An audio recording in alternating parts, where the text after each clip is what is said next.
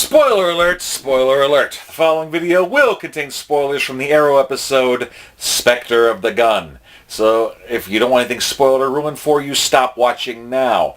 Also, this video most assuredly will be containing language of a frank and explicit nature. Viewer discretion is advised. If you cannot handle four-letter words like fuck, cunt, or what in the hell ever, stop watching now. Did I make myself clear? Thank you. Okay. Hey, what's up, people? I'm Dave, darker than Damien, more savage than Vandal, and this is the Arrow Roast. Why am I doing what I do, and what limits will I not cross? Check out my video, Arrow Roast the Rules, for all you new subscribers. Alright, for everybody else here, guys, Dave here. I am so sorry I'm a little late. Last week was the first week I started back at my day job after 3 months away medically. And my body was letting me know that there are certain things I'm not quite ready for. So I had every intention of doing the video Saturday, but I didn't get any sleep Friday night after working Friday. I napped all that frickin' day. I went back to work Sunday. I've just been hectic, and I do apologize for being a little late. So, but thank you guys for tuning in, and it's amazing. In 1 week, I went from over 700 subscribers to 800. Thank you all. Much appreciated. I love every one of you. Okay, moving right along. This was the first episode of Arrow I ever saw with a vocal disclaimer at the beginning. It deals with frank, and explicit topics, particularly gun control. And I thought it was interesting because a lot of people online were bitching and moaning that it was a gun thing or an anti-gun episode. Like, guys, Green Arrow has been someone dealing with real-world shit from the jump. That's been his bread and butter. And no one bitched when they had to deal with vertigo and were dealing with drugs. Guns just happen to be a real thing. And what could I possibly do to perk things up in a gun episode? Gun puns. So, trust me, I'm going to be dropping gun puns like bullets out of a MAC-10, so hopefully I'll be able to live up to that caliber. Anyway, okay. We start off with someone loading up for bear and getting ready to do something with some guns. We've got Oliver talking to Thea now that she's back. Yes, the most interesting secretary in the world has finally returned, and she is not happy that Oliver is sticking his dick in the pain-in-the-ass reporter like Barry Allen sticks his dick in timelines. So, he's like, no, someone I'm starting to care about. You can trust her. Yeah, until she exposes you as the green fucking arrow, asshole. So, but hey, spoilers. Anyway, so Quentin's there. Looks like Rene did such a bang-up job helping him to get ready for his interview. He's going to become the assistant to the deputy mayor now. So congratulations, Rene. We've got a day job here for you. And this episode actually goes into the origin of what transformed Rene Ramirez into Wild Dog. And brace yourself, people. For the most part, it was actually a pretty good episode. So, a lone gunman comes in disguising himself as a utility worker. Quentin passes him like Peter Parker in the frickin' elevator with the guy that shot Uncle Ben. Pulls out the gun, starts shooting up the place. 7 people dead, 24 injured, including the DA Adrian Chase, a.k.a. Vigilante, but no one else knows that except you and me, so keep it on the down low. Rene manages to get a shot off on the guy's shoulder. He would have gotten a better body shot, but he was wearing Kevlar, and he ends up taking off. This is where we start having flashbacks of Rene's life with his wife, who apparently when they both got out of the Glades, he had a troubled past, but she used to be a drug addict. He confronts her on it, and it's nice to see that he's still brutal as shit back in the day, so that's something going for him. He ends up making an ultimatum, look, either the drugs are gone or you are, and he takes his daughter to a hockey game. Meanwhile, they're trying to track down this guy. Adrian's trying to get the hell out of the hospital. They're starting to look for leads. One theory is that maybe it's the Bertinellis, because the type of gun that they have, an AR-15, was used in 90% of their hits. And we start going back and forth with members of Team Arrow for the guns, and Curtis, aka Mr. Terrific, not so much for the guns. And, you know, I can't blame him for taking a shot. It was just kind of cute, though, seeing what's going on there. And, you know, they were both sides, you know, were getting covered rather well. Fei-Fei is like, I don't want to fucking hear it. We need to get stuff done. So they're trying to track the guy down. Arrow goes to, and I said that for a reason, Arrow. At one point he goes after one of the Bertinelli guys holding the same AR-15. So he doesn't have his frickin' bow and arrow out. No. He's got a fucking gun on this dude hanging upside down. He's trying to get info out of him. Turns out it's not the Bertinellis. Here comes Vigilante, blowing the guy away, doing the whole thing. You and I are the same. I just have a better caliber of weapon. Okay. I love the dick-waving prick fight that these two have. It's just, it's brief, but you know there's going to be coming to a head sometime soon. So, they're trying to track him down. They end up getting the information that it was a guy, 44-year-old, just a normal kind of dude, until 16 months ago when his wife and daughters were killed at a shooting at a mall. Apparently they found out this guy was also a big guy for trying to get a gun registry going on in Star City, but it fell through. Oliver's starting to realize maybe this is something he can't do as the Green Arrow, and maybe he has to do as Normal Man. Yes, Normal Man, Oliver Queen, with all of his, you know, problems. Effectively, it turned into an episode of Scandal, only less TNA. Oh, speaking of TNA, Tina. The big deal with the faux Black Canary this week, she's befriending John after training and whatnot, trying to find a new apartment. She was apparently staying at Hive, and meanwhile, while they're trying to track down this guy, Diggle is going apeshit on one guy, beating the crap out of him. I mean, John was always the collected one. He was always the calm one. Now he's becoming very angry and lashing the fuck out. Not a good look, dude. Come on, Diggle, please. Anyway, so he starts talking to Tina about trying to get an apartment, and apparently she doesn't know what normal feels like. So she was wondering about if she can get the apartment or whatnot, with a nice little park view and whatnot, a garden. I'm like, really? When the fuck did this turn into One Tree Hill? I mean, it's just, it dealt with a serious matter, and it was a relatively good episode, all things considered, but there is also a very big fuck-up involving Tina. And people are already starting to bitch about it. So here's what happened. At one point, Quentin Lance goes to the Arrow Cave and meets up with Tina. Only she addresses herself as Dinah Drake. Now, Quentin married Dinah Drake Lance, played by Alex Kingston. His daughter, Dinah Laurel Lance, played by Katie Cassidy. Does he freak out? Does he have a wide-eyed look? Does he wonder what the hell's going on with this bitch's name? No. He turns his head and says, boy, you guys were serious about this recruitment thing, huh? That's not Quentin fucking Lance! Oh my God! You soft-dicked him. Oh my God. What the fuck? Okay, this woman comes in. Doesn't look a damn thing like your daughter. Doesn't look a damn thing like your wife. Has your wife and daughter's name and is taking your daughter's spot on the team. You don't freak the fuck out? You don't react anything bigger than that? Oh, no. That is absolute shit writing right there. That was a kick in the junk. I call bullshit. Clearly, it was something that needed to be addressed, but no, they fucking soft shoe around it like Fei-Fei dropping nukes on cities.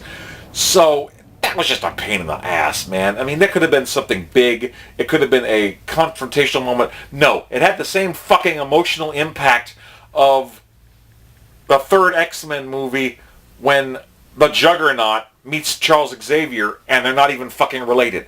The fuck is this? No, no, no, no, no, no, no, no, no. Guys, get your shit straight. Speaking of shit getting straight, so, another flashback. Rene and his daughter comes back. They find some stuff knocked around. So either the house was broken into or his junkie wife is clumsy. She gets sent off to bed by Rene. He's starting to look around. And in the next flashback we see the drug dealer has a gun to his wife's head, saying she owes me for the last fix. He's trying to motion to go get the gun in his safe, which she talked him out of taking to the frickin' stadium because she thought it was only for home defense. So she wasn't going to let him get strapped going to the fucking Glades. If he had his gun on, things went a little different. He says, okay, my money's in the safe, which is where the gun is. So he's trying to go get to it. The daughter comes out. He goes ape shit, knocks the things down. Rene gets shot in the shoulder, jumps up, tries to get the safe, but it just knocks the whole shelving down. Wonk, wonk. It was... I was trying not to laugh at that. That was some physical fucking comedy right there. He grabs open the safe, gets the gun, turns around, manages to shoot the guy, and he goes down. But when he does go down, his hand bumps down and it fires right into Rene's wife's head. Aw, shoot. That's what you get for going half-cocked, Rene. Oh. So he's trying to console his daughter. Meanwhile, we're going back here.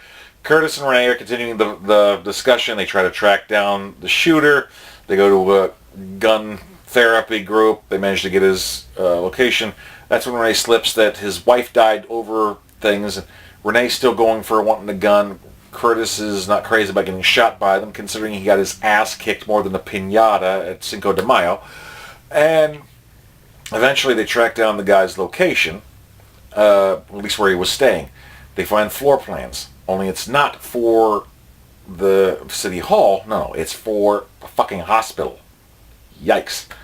Meanwhile, Oliver's trying to wrap shit up at City Hall. He's doing a press conference, trying to tell people what's going on. He's torn about the whole gun thing. And he even mounts off to the press saying that, I owe the people that died, an explanation. I don't know you guys. So that was a nice fuck you to the press right there. Eventually he decides, okay, we got to tackle this thing seriously. He gets a bunch of congressmen people and other officials that shot down the gun registry last time. They start talking about Second Amendment and gun rights versus people getting shot up. And he's staying with this woman, trying to talk, to get things worked out, until he gets called by Spartan and them, letting them know, hey, dude's about to shoot up the hospital. So he calls the meeting short, goes, and they manage to get him before he starts shooting up the place. And here comes Normal Man! So apparently we got Oliver Queen, we've got Green Arrow, and of course Night Badger. No, we've got Normal Man saving the fucking day by talking the dude down. So he ends up saying, and here's the fucked up part. If the whole thing is supposed to be talking about a gun registry and whatnot, turns out the dude that shot the killer's wife and daughters, he got the gun illegally. So gun control wouldn't have done shit anyway. The registry wouldn't have fucking worked. Okay, why did you drag that shit out with your dicks in your hand if that was going to be the big reveal? Anyway, he manages to talk the dude down, gets him taken care of without putting a hole in him, so lives were saved. Once again, thanks to Normal Man. Yay. So, they get the councilwoman back, and it looks like Rene and Oliver managed to hammer out both the pro and cons for guns, and came up with a registry that I believe they're calling the Starling City Firearms Freedom Act. Basically, it's supposed to make all the gun people happy that there's no thing stopping anyone from buying or owning a gun, but it's supposed to put things into place to regulate who the hell gets them. but it doesn't really go into what it is. So it's just kind of a talking point, and it becomes a MacGuffin that says, okay, here it is. Councilwoman says, okay, I'll back this, but you owe me a favor. What the fuck ever. So they end up having a candlelight vigil, which last year I was within the Central Florida area of the Pulse shooting, so that reminded me of that, and it is serious. So they have a nice little speech trying to talk about how brave people can be, how they can take care of shit, and it was kind of touching. And that's the thing. I mean, it was relatively a good episode all in all. It humanized Rene, a.k.a. Wild Dog, a.k.a. Casey Foe. I was so inspired. I actually wrote to actor Rick Gonzalez on his Twitter and said, dude, you humanized the character. It was an interesting expanse in here. And the poor fucking guy. His wife got shot. His daughter got taken from by social services. Not allowed to see him because it's an unsafe environment. So he's freaking the fuck out. He takes a look on the TV and sees the night when Green Arrow decided to shish kebab Damien Dark and decides, maybe I can make a difference, and that's when he decided to become a vigilante. Not bad as far as an origin story goes. There was a nice bit of drama in there, tragedy, and like I said, it gave one of our favorite pains in the asses a human side. Curtis is trying to make up with him to try to get his daughter back, so he knows a good lawyer to try to see about getting her back. So for the first time I get to see the son of a bitch smile, so that was nice. So all's well when that relatively ends well, but still, Tina addresses herself as Diana Drake to Quentin Lance, and he doesn't fucking freak out. They talk about gun regulations, but they wouldn't have stopped the thing that happened that got this going in the first place. They never actually address what the fucking things are that they're putting in place that's going to make any difference. It's just a big MacGuffin that's a bunch of prick waving and dick fighting. So it could have been better, but overall, it wasn't a bad episode. I mean, it dealt with the touchy topic, they took a shot, So it was just an okay episode. It was actually one of the better ones this season, despite the fuck-ups with Quentin and Tina. I hate calling her Dinah, I just can't. But overall, it wasn't a bad thing, but there are some glaring issues. I'm seeing John Diggle becoming more and more angry and just whooping more ass and taking less names. I'm a little iffy about that whole thing. I mean, I've called this show out before on the bullshit with the Flash and Arrow. If you are a Hispanic sidekick and you get captured by the bad guy and tortured, you're going to spill the fucking beans. That is not a good look. John Diggle becoming the angry black guy, not a good look. I like John. I think he deserves a little bit better than Mr. Pissed. I kind of like that name, Mr. Pissed. I may have to start calling him that now. Mr. Pissed and Night Badger. Anyway, overall, not a bad episode except for the fucking interactions with Faux Canary. So what did you guys think? Please like, comment, subscribe, share, pass this bad boy around. I do apologize about this video being late again, guys. I'll try to be a little more prompt. It's just my body's still reacting. I mean, I may look a lot healthier and occasionally I'm doing all right, but I still got a freaking hole in my gut and a catheter, so still got to do that. Well, it's a fucking night. So it sucks, and my body's letting me know that I'm not quite where I want to be yet. But I'm getting there. Also, my birthday is coming up this weekend, and 2/3 of a gift to me has come in. I now have the boots, pants, and jacket of the John Wesley Ship Season 2 and Season 3 Jay Garrick Flash cosplay. So yeah, when I'm finally completed, I'm going to have to shave the mustache and beard to do it, but the only thing I'm waiting for now is the helmet, so that's going to be kind of cool, so I'm looking forward to that. So once again, guys, over 800 subscribers, over 100 subscribers in 1 week. Thank you all. I appreciate everybody. And like I said, I do apologize for being a little late, but my body is letting me know. I mean, as it is, I had to fight tooth and nail just to get my energy up to do this, but I'm not letting you guys down. So hopefully I'll get things back on track a little bit more, and I'll watch Arrow Wednesday, and hopefully I should have the next Arrow roast up by Friday, barring anything else like my body shutting down. So thank you guys for tuning in. Until next time, Dave signing off. Peace. Yum yum.